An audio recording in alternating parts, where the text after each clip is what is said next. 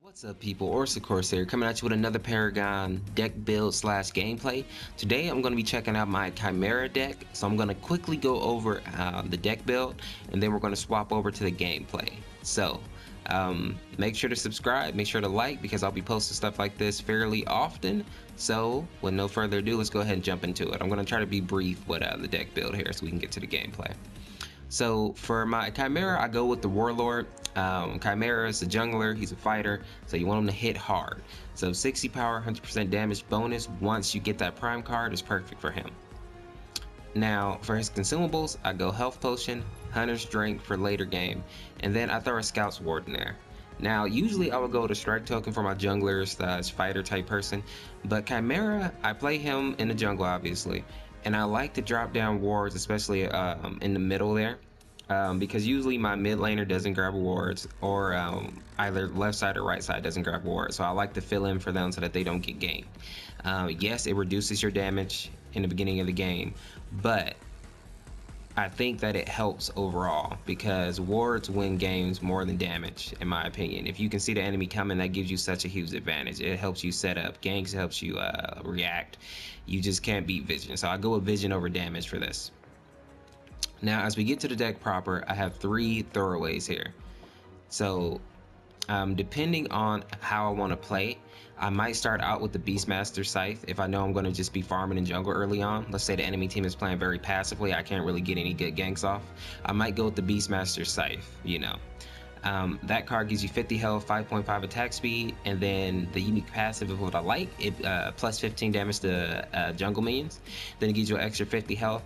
I usually don't upgrade it, but if you want to keep the card for a while, you can upgrade it and go with that extra 150 health. I usually take these 3 points to just go into my Madstone's gem though. Now, if the enemy team is playing aggressive, I go with the Madstone's gems first. This card gives you 12 power, 5.5 attack speed. I like this card because it gives you a nice boost of damage early on. Rust Breaker is also a really good card. It's 3 points, but it also gives you 12 power and 4 penetration, basic pen. So that's also a good card if you don't have Madstones. I equip this card with 6 powers, so minor strikes, 6 power apiece. Gives you a nice boost of damage, especially if you can get some ganks early on. This will help you steamroll. This will help you really punish the enemy team for their overextending and whatnot. So I have 2 Madstone's gems that I built exactly the same in the Beastmaster Scythe. The Beastmaster Scythe, you might take it, you might not. You might just get straight out there ganking, you know, then you'll go in jungle when you can. So that's optional. Now, this is the deck proper here. As you notice, I actually don't have a ward in this deck. Usually I do, but I keep the Scout's ward fairly long into just about end game, just compensate. But usually I would keep a ward in the deck, but I went with Pain Eater instead just to try it out. So let's go ahead and look at the deck here. Usually I start out by building the Wind Carver's Blade. This card gives you 6 power, 5.5 attack speed, and then 12 power once you fully upgrade it. And I equip this with 3 strikes.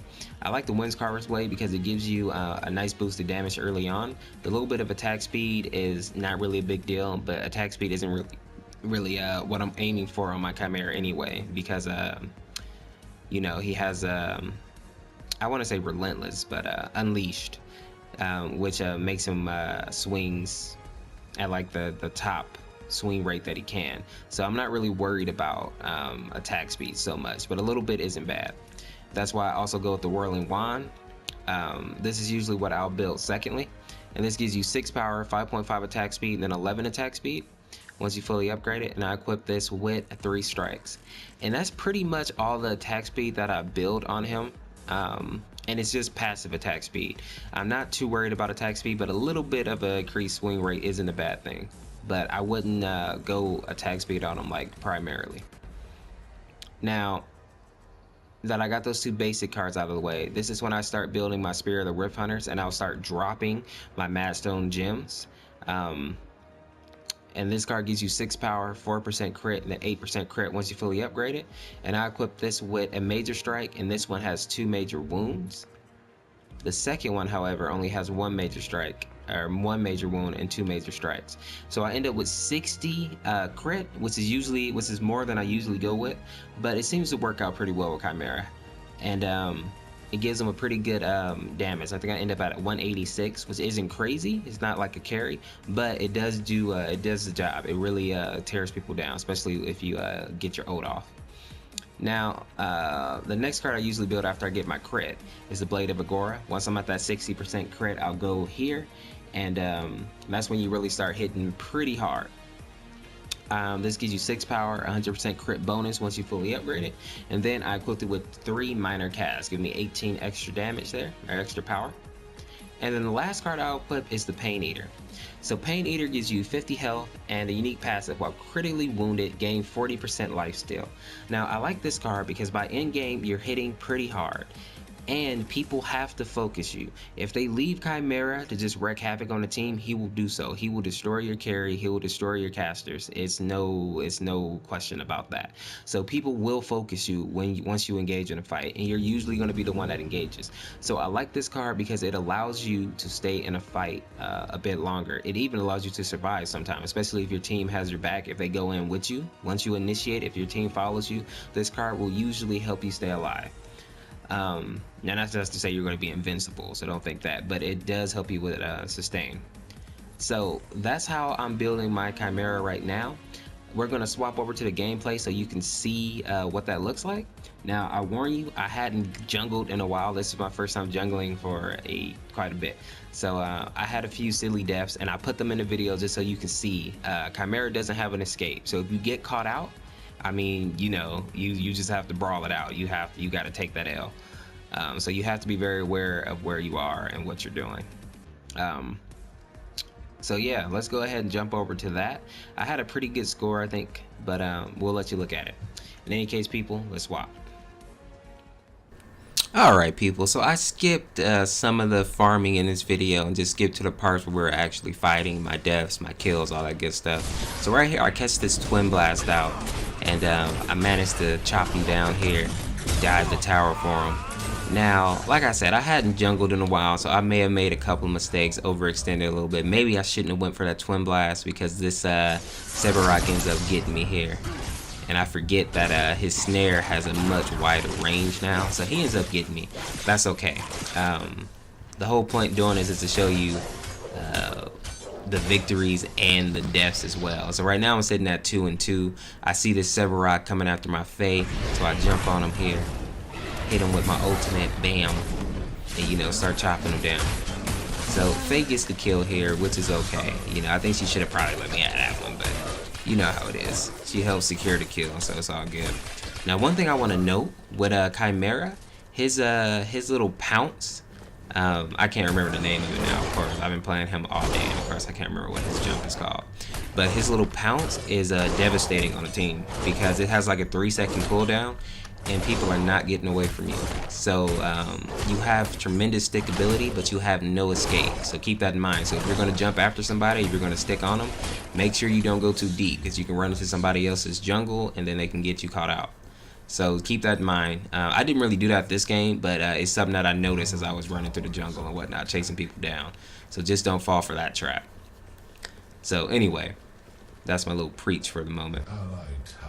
So right here, I mess around and I go in here. Let's see who's up there. Sevarog. I don't think they want to fight though, but yeah, so I go in here.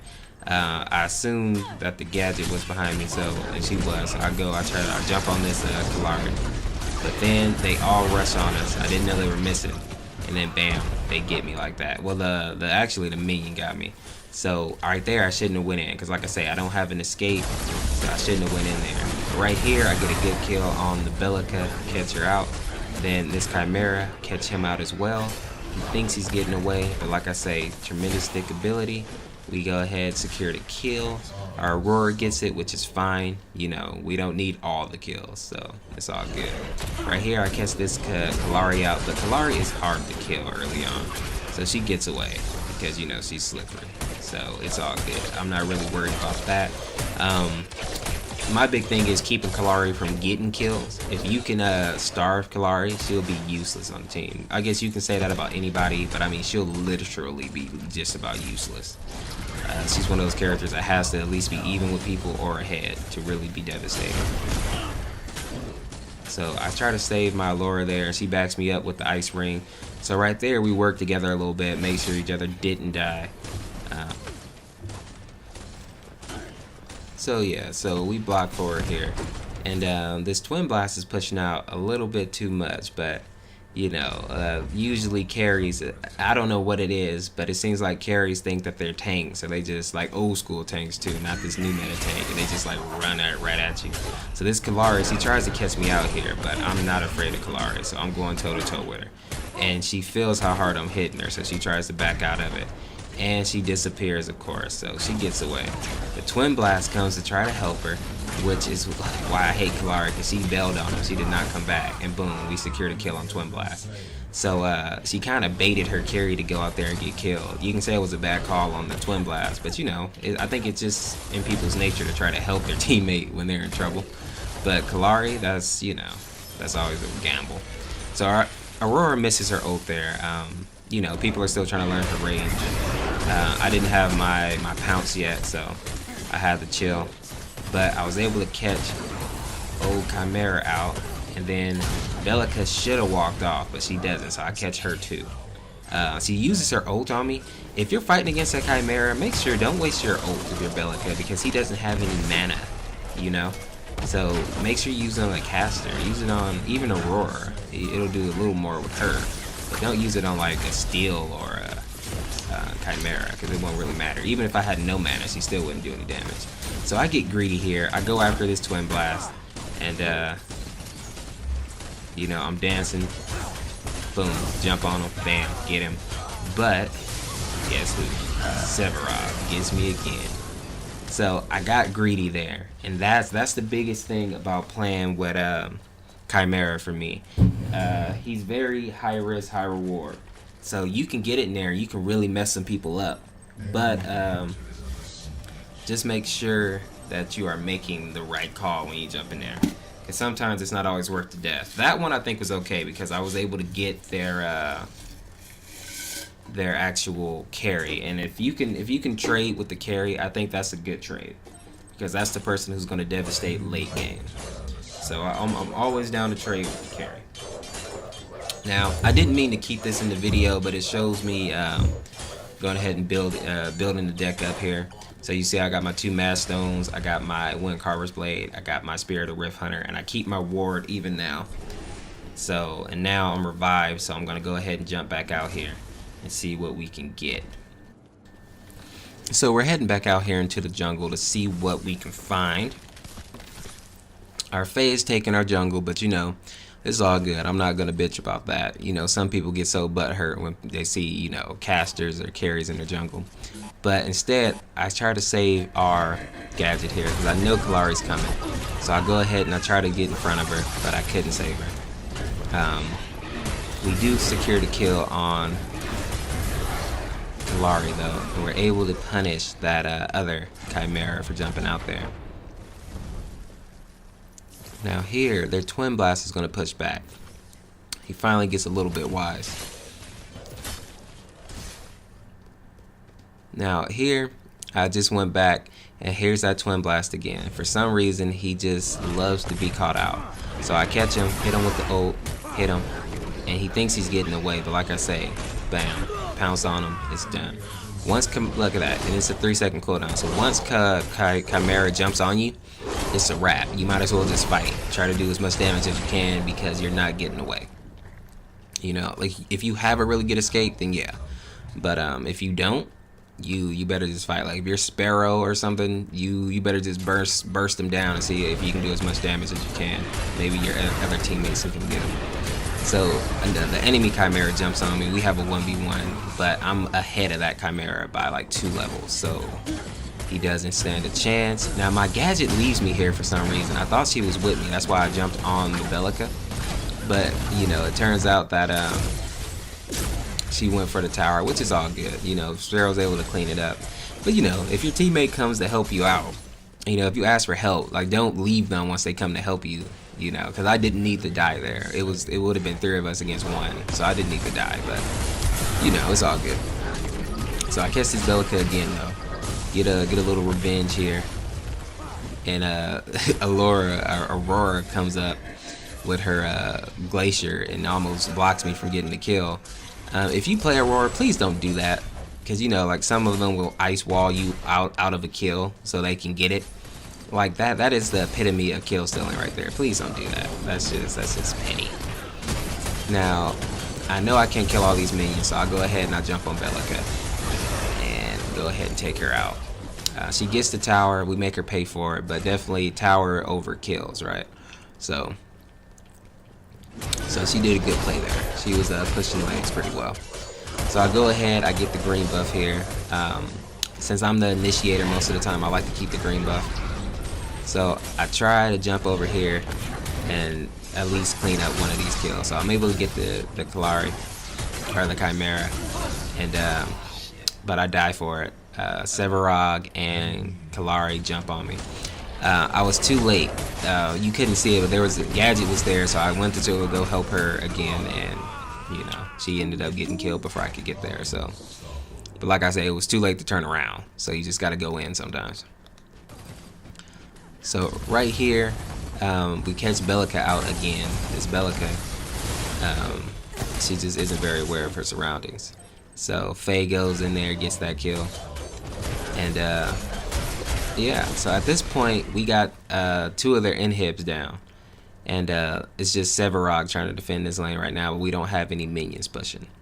So I'm creeping about, seeing if somebody's gonna jump out here, see if somebody's gonna overextend, and we call for Orb Prime. So one thing I did like about this scene is once we called for Orb Prime, people actually just rallied together and we went after Orb Prime. Usually people are like farming in jungle, like, oh, you know, I don't need to go. We don't need all of us, but we all jumped on it, and I love that, you know, because that's what wins games. People communicating and moving when they should. Their enemy Khaimera tries to stop us, but I jump on them. Well, we all jump on them, and I'm able to secure the kill there. And then we jump on Orb Prime. Their Khaimera does not, or their Kalari does not try to come and stop us. So, you know, I go ahead and tank this unharassed, which is good. And now we're going to go ahead and try to push up on their mid. Now, you can argue that maybe I should have pushed back here, tried to go get back some health. But I think that's why a lot of games last too long, is because people don't push the advantage when they have it. So I go ahead, even though I'm at less than, well, I'm at half health, I just go in. Because, you know, we're trying to go for the end here. And now, this is what matters. I took out their Twin Blast here. I blow my ult on them, blow my cooldowns. So now their damage dealer is down. Now they just got a Sevarog defending them, and Bellica, I think, is up there, which is not going to be enough damage to stop 4 people. Kalari, she jumps out, she gets me, but it doesn't matter. My team is still able to get the core, because like I said, their damage dealer is dead. Now, people, that's all I got for you here. This is the end of the video. But if you like the video, make sure to drop a like, subscribe if you're not subscribed already, and share the video out because it helps me out a lot. If there's another hero that you would like to see me play, make sure to drop that in the comments. Let me know, and I'll try to get a gameplay in with that hero. As always, people, thank you for watching the video. I appreciate it. We'll be back with another live gameplay probably tomorrow. In any case, people, we'll see you in the next video. Peace.